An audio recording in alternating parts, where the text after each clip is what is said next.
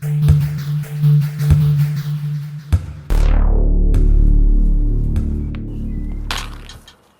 up, guys? The Snowman here, and today let's talk some Champions League. We have the quarterfinal draw that came out recently, and our four matchups are Tottenham versus Man City, Liverpool and Porto, Ajax will face Juventus, and then Manchester United against Barcelona. These four quarterfinal tilts will take place over two legs from April 9th to April 17th. So the stage is set here. Just 8 teams remain for Champions League glory. And let's talk about these four matchups. We'll start off with Tottenham versus Man City. And it's pretty incredible, in my opinion, that 4 of these remaining 8 teams in Europe's biggest football competition are English teams. So with Tottenham and Man City, we have 2 of the top 3 squads right now of the Premier League table. And let's look at Tottenham first. In the round of 16, they knocked off the team that I'm donning the jersey of today, Borussia Dortmund.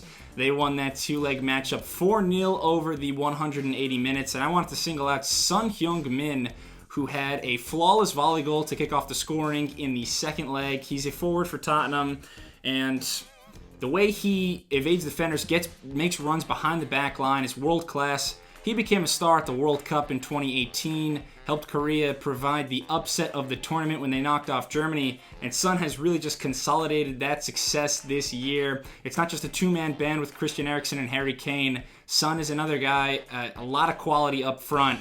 So Tottenham, especially with Hugo Lloris, then the captain, provides that calmness in the back. They've got a really good squad right now, and they'll be going up against Man City, who is one of the favorites just in the world for a bevy of competitions. They're the Premier League title favorites right now. They are the FA Cup favorites, and they are the favorites for this Champions League competition. They could still win the treble, and they're coming off a demolition of Schalke, another German side. They beat them 10-2 over the 2 legs, including 7-0 in Manchester.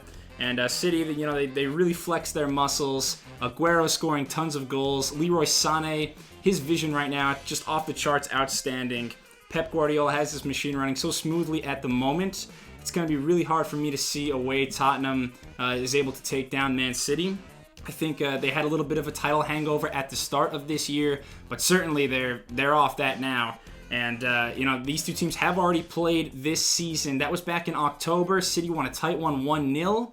I'm going to go with the favorites for this first matchup. I think they just have too much quality. Give me Man City. The second quarterfinal features another English side in Liverpool against the Portuguese team Porto.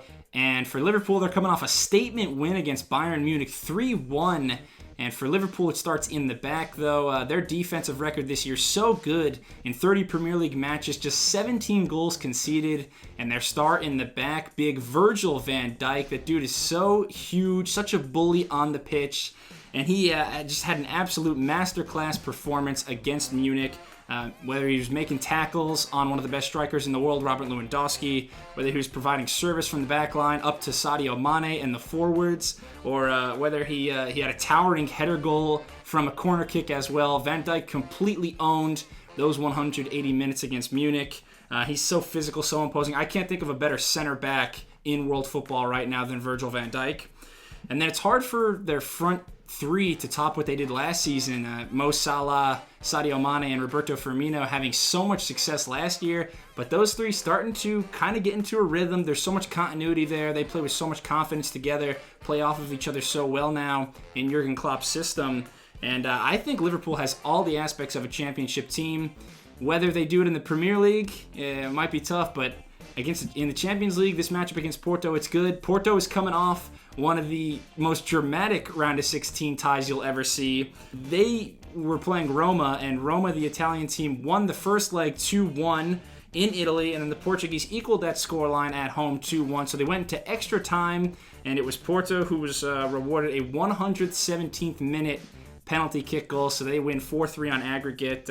Like Liverpool, Porto is also in an airtight race for a league title right now. They are tied on points with Benfica, so they've got that to worry about as well. But they're a good team. They play with a lot of confidence. They play with a lot of camaraderie. Porto is not going to be easy, but at the same time, ESPN SPI does have Liverpool as the biggest favorite to reach the semifinals.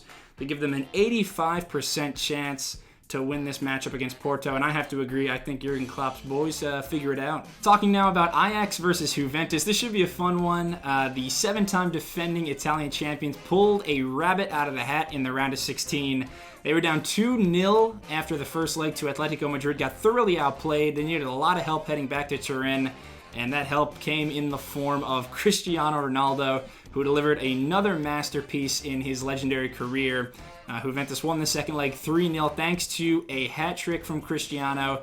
He had 2 amazing header goals, just showed off his world-class athleticism and will to win. The desire was there.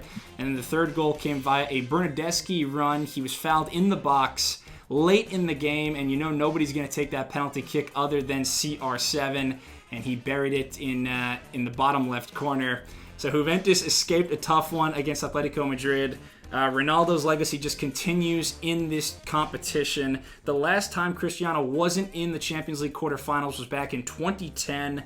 Of course, he's won it the last 3 seasons. Those were all with Real Madrid. This is really his competition. He almost single-handedly has destroyed now an Atletico Madrid dynasty. I mean, he's knocked them out 5 of the last 6 years. Like, Atletico could have been had a legendary run here, and Ronaldo just ruined it all for his former Spanish rivals. As long as they have Cristiano and guys like Bonucci and Chiellini in the back, Juventus, personally, they're going to be the favorite for this competition, in my opinion. Even more than Man City, more than Barcelona, more than Liverpool. I just think that's something special. And then with Ajax, you have another storybook round of 16 clash. They humiliated Ronaldo's old team, Real Madrid, 4-1 in the second leg. That was at the Bernabeu, and they won that clash 5-3 on aggregate. That ended Madrid's 3-year reign as the champions, and they've got Dusan Tadic, a forward, playing like one of the best players in the world. He's out of his mind right now, 6 goals and 3 assists in Champions League play, 19 goals in the Dutch league. Ajax, they play with no fear. I mean, it is not luck that they're here, and most pundits have this as the most evenly matched quarterfinal matchup. I agree. I just like Juventus' chances a little bit more. Finally, we have the very eclectic Manchester United against the always formidable Barcelona. And with Manchester, we continue the theme here of teams that came back from deficits in the round of 16. They pulled off a stunner as well, just like Juventus and Ajax. In total, 4 quarterfinal teams had to come back from losing the first leg and win in the second leg. For the Red Devils, they had a roller coaster series against French Titans PSG, and it was basically a microcosm of Manchester United's up and down season up to this point. They fired their head coach Jose Mourinho back in December, and since then, Ole Gunnar Solskjaer, he was unbeaten in his first 11 matches at the helm. Ole, I think they really love him in Manchester. I don't know if he's got the permanent job yet, but he's got to be virtually locked into that role with how much success they've had this season. Their first loss, though, under Ole was actually in the first leg to PSG, 2-0. But in the second leg, no Neymar for PSG. Man U ends up winning it 3-1. Romelu Lukaku had probably his best game of the season. I've watched a lot of Lukaku matches being an Everton fan, and this season he's looked out of shape. He's had sloppy first touches. He's looked unmotivated at times, but against PSG, he was razor sharp. And then how about Marcus Rashford at 21 years of age to step up and take that game-winning penalty in the 94th minute, ice in his veins. It's sad for Gigi Buffon that PSG lost, but Manchester certainly earned that win. And then on the other hand, Barca, they kept on keeping on. 5-1 aggregate victory over Lyon.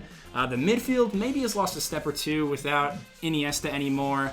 You know, Rakitic kind of runs the show now. But for me, the forward class is still there. Messi, Suarez, Coutinho, Ousmane Dembele. Those guys all ooze quality. So Barca, they've lost in the quarterfinals of this competition the last 3 years after they won it in 2015. Personally, though, I think they've got a great chance here. They've got a huge mismatch in terms of their forwards against the center backs of Manchester, both in speed and technical ability. Chris Smalling and Eric Bailly have a huge task on their hands trying to stop Messi and Suarez. David De Gea, the goalkeeper for Man U, is going to have to make some world-class saves in this tie.